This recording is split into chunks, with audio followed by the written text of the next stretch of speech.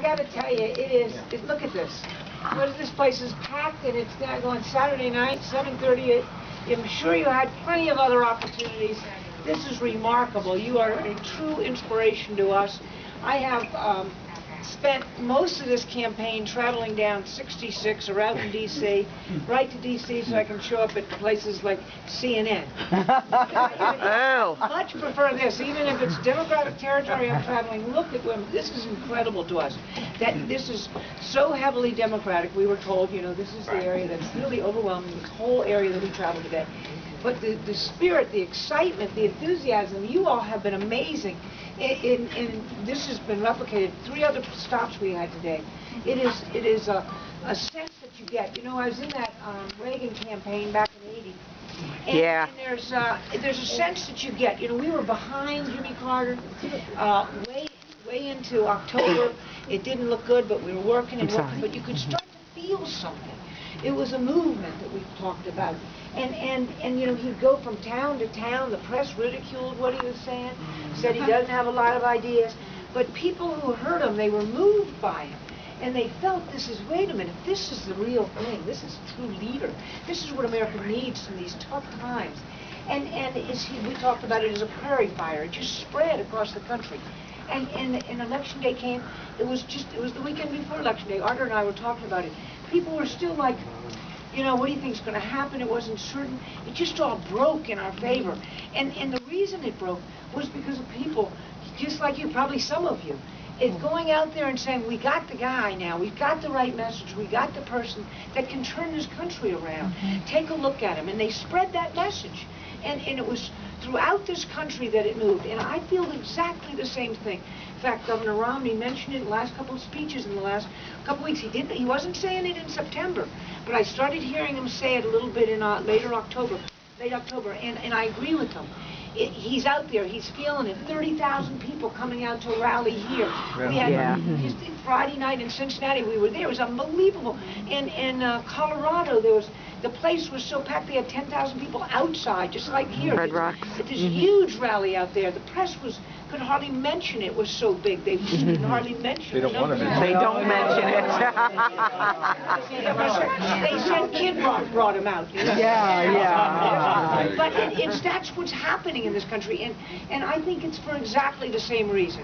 And you tell me if I'm wrong, but I truly believe that Americans are recognizing that this is a difficult time for so many millions of us, but it's more important that we're losing that which makes us great. We're losing an opportunity for Americans to be the people they are meant to be able to work for themselves and take pride in the work they do, and pride in those things that they build, and the care they take of their loved ones. And now what are they doing? They're dependent, so many are on government subsidy of one sort or another, food stamps to feed our own kids. This is not who we are. But we cannot be that great nation again unless we have the opportunity to again take care of ourselves. And that's what we've lost. Our kids and ourselves. We are not able to get those kind of jobs so we can work hard and move up that economic ladder and recognize the rewards and take that great pride. And that is what has to be turned around. And so I believe firmly that Americans have taken a look and said, look, it's not time to blame anyone else. That's not what American spirit is. It's time to step in and get in that arena and turn things around and make certain that we deliver to our children the kind of great country we have. We have an opportunity to do it on Tuesday. We can replace the guy that has caused so many problems for America, has taken us in the wrong direction, with a guy who will take us in the right direction, who has the expertise, who has the great leadership skills, who has done it before, but most importantly, who is so committed to this nation that this is his calling, in essence. This is what he feels he needs to do, because he's been put in the place with the expertise and the knowledge and the confidence to turn the country around. So he has given it his all. And let me tell you, I was talking to his staff just last night, I guess it was, in Cincinnati, and they said, Governor, we want you to go here. See, New Hampshire, then Colorado, and then you go back to Iowa, and let's see, we take you to Nevada, and we'll go over here to New Hampshire and back. And they said, 3 days, we have to crisscross the country several times. You're not going to get a lot of sleep. He said, I'll sleep Wednesday. Yeah.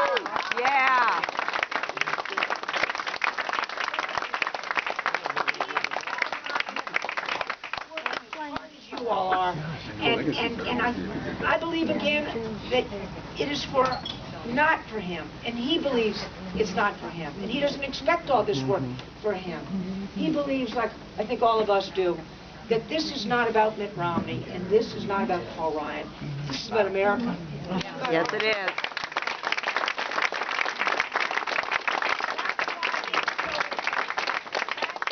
This is our responsibility.